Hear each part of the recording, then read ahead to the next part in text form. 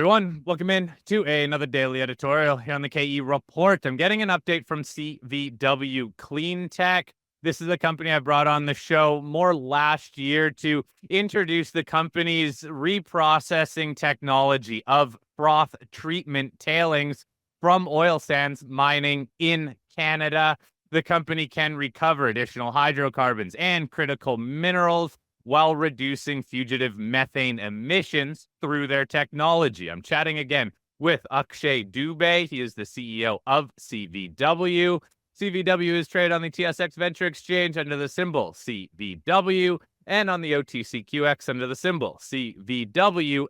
Now, Akshay, there's been a couple news releases out recently. One, an agreement with the First Nations community that includes some investment opportunities for those communities, as well as a partnership with the University of Alberta to test out the recoverability of rare earth elements. Let's start off with that framework agreement with the First Nations. I want you to break it down here, how you are giving the option to the First Nations communities in and around the oil sands ground for them to take part in the company through equity investments, even potentially a joint venture. Take us through this framework, please. Awesome. And I appreciate you having me on again and giving me the opportunity to update folks in terms of the exciting announcements that we've made recently. So specifically on the Indigenous partnership that we announced last week, we're very excited by this framework agreement, which we believe is a groundbreaking agreement in the space. What it does is it essentially provides the communities in the region an opportunity to partner with us in the first deployment of our technology. So we first approached communities about our technology in the fall of last year, really to build a direct relationship with communities. From our perspective as an organization that is at the very forefront of sustainability within the oil sands industry, it was important for us to build those direct, meaningful relationships with Indigenous communities who are the ones that are most affected by these oil sands operations up around the Fort McKay, Fort McMurray region, also known as the Treaty 8 region. After approaching these communities, it was clear to us that our technology provided benefits that were key from their perspective, including improving the air quality in the region, as well as improving the tailings ponds, which are currently a large environmental liability that leads to risk for groundwater, as well as drinking water coming out of the river, etc. So while they liked our technology, the one other thing that was clear to us is that communities are looking for a real seat at the table, which means that they have the opportunity for ownership in projects, which can help create generational wealth for generations to come. And taking that feedback on from communities, we really came back and thought about a structure that we could put together that will allow them to invest alongside us to implement a technology which will obviously help their environment, but do so in a way that creates that wealth and ownership that they're looking for. We've been having these discussions with communities for the last 6 to 9 months. We've had very good feedback from them, and we were able to announce that 4 of these communities, including the Athabasca Chipewyan First Nation, Fort Chipewyan Métis Nation, Fort McMurray State First Nation, as well as McMurray Métis, have joined us in regards to this partnership. We continue to have conversations with other communities and expect in the near future we'll have other communities join this landmark agreement as well. So essentially, as we invest to build one of these facilities, they will have the option to invest alongside us. They'll have direct ownership in the facility. They will get the direct cash flow and economic benefits flowing out of this facility.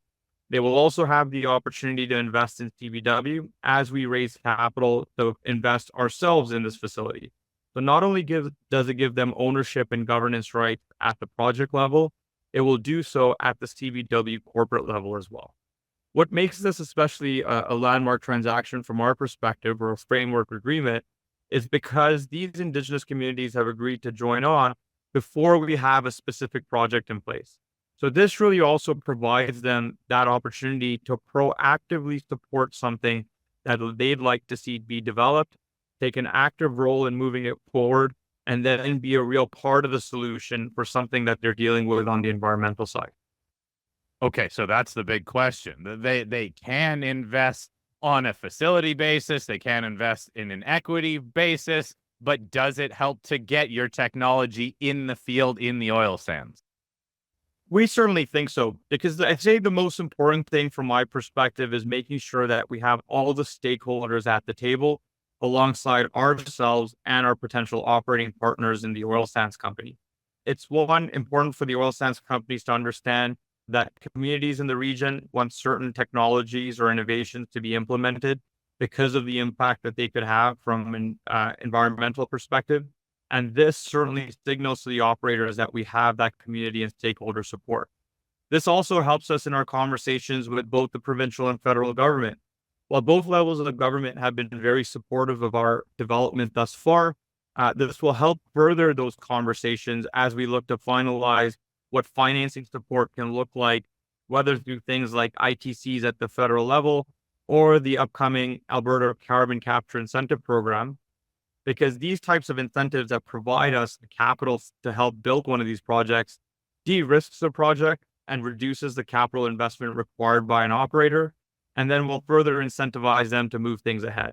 So my perspective has always been, this can't be just us speaking to the oil sands operators. It's important to make sure that our stakeholders are involved as well, that we have their support, and that they are also there at the table having the conversation with the operators.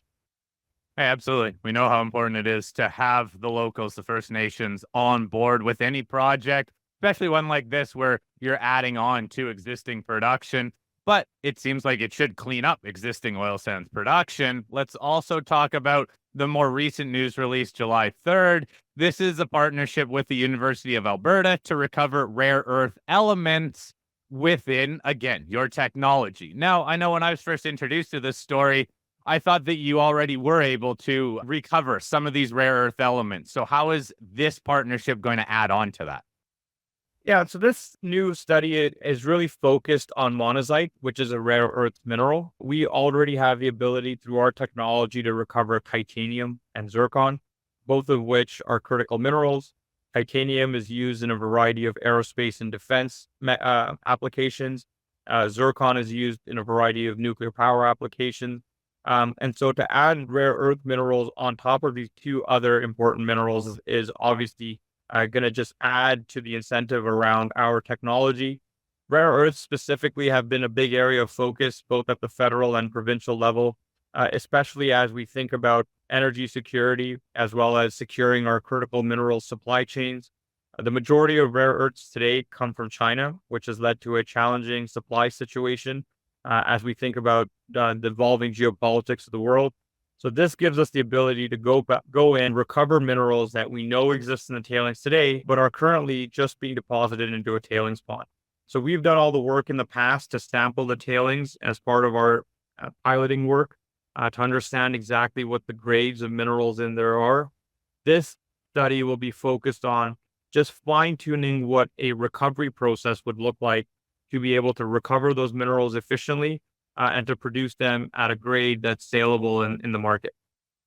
So within your talks with these oil sands producers, how important has this rare earth recovery ability been when you've been talking to these potential partners to get your technology deployed? That's a good question. And I'd say, quite frankly, from an oil sands operator's perspective, rare earths isn't something that they really think about. As an oil sands CEO, all you're thinking about is bitumen production because that's your core commodity. Where this becomes more important is really as you think about the region or Alberta or even the country. The government wants more of these minerals produced domestically. Communities want to benefit from the resources that are being extracted from the ground so that they could be recovered to create economic benefit. And what this does is it's really a more holistic solution for the tailing situation that Alberta and this region finds itself in, is really taking a product today that is just viewed as waste and an environmental liability and being able to extract another valuable product that can create jobs and economic solutions for the region. Break down the time frame of this study. It's within the news release, but I want you to share with us what steps we should be looking for. Yeah, so I'd say we've just announced the release. We'll be working alongside the University of Alberta to go through this study. We have a period of time for us to be able to walk through it. It includes a $1.4 million grant as part of the project. The timeline that we expect that this will take is up to 3 years.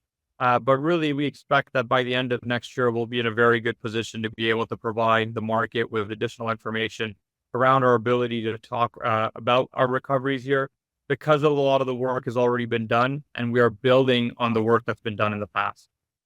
All right, Akshay, let's have a conversation then about how you're moving the company, this technology forward in terms of getting it in the field in the oil sands. What can you tell us about talks with governments, talks with any of the major producers, and the potential of us seeing some deal done? We continue to have very good conversations with both the provincial and federal government.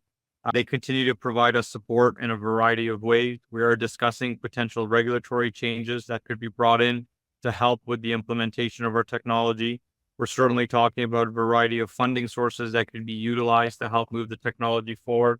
And if we are able to really show progress on this piece and provide certainty to operators, I think that'll be instrumental in moving things ahead. We now have our Indigenous partners on board. We expect that they will be alongside us in a lot of these conversations, helping move things forward. And we've had great conversations with the operators in the recent past and see that we are now building momentum with them. My strategy and our team strategy over the last 18 months has really hinged on three things. It's been one, we have to come up with a better economic proposal for the operators, which we strongly believe we have delivered to them, where their investment today is only $80 million for a return well in excess of other projects that they have that they're able to execute on. We've de-risked this technology. We've shown an EPC execution plan where we can get turnkey fixed price contracts alongside technology deployment insurance, which reduces the riskiness of deploying our project. We now have the Indigenous partnership on board from a stakeholder perspective. And if we can round out our financing with that government support, this is now a fully de-risked project, which was already implementation ready, but now has exceedingly good economics for the operators, while they only have to take on a small piece of risk to be able to execute on the project. So does a lot come down to the government funding portion then, just how supportive the government can be and what sort of money they would allocate to this? I certainly think that the government financing piece is key. It's not necessary for the economics of the project, but what it does do is it helps reduce the capital investment that is required by an operator.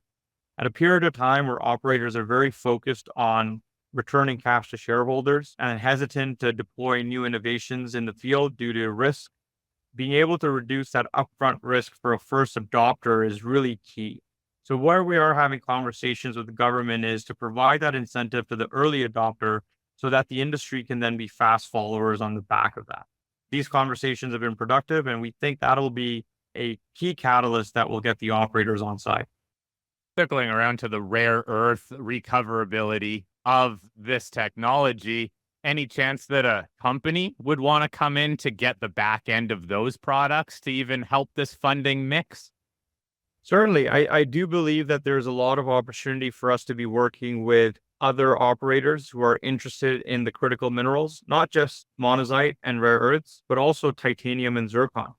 Part of the conversation we've been having with operators and the government is the opportunity for us to, in phase one, build a hydrocarbon recovery circuit, which is focused on what the oil sands operators want.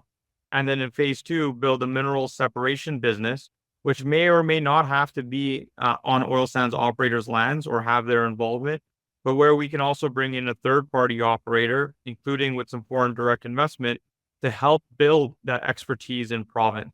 As these minerals aren't produced currently in Alberta, bringing in that expertise externally and having another company come here who has the relationships in the space, already recovers these minerals, understands the technology on the mineral side well, will just add to the economic viability of these minerals. And that is certainly a huge opportunity here as well.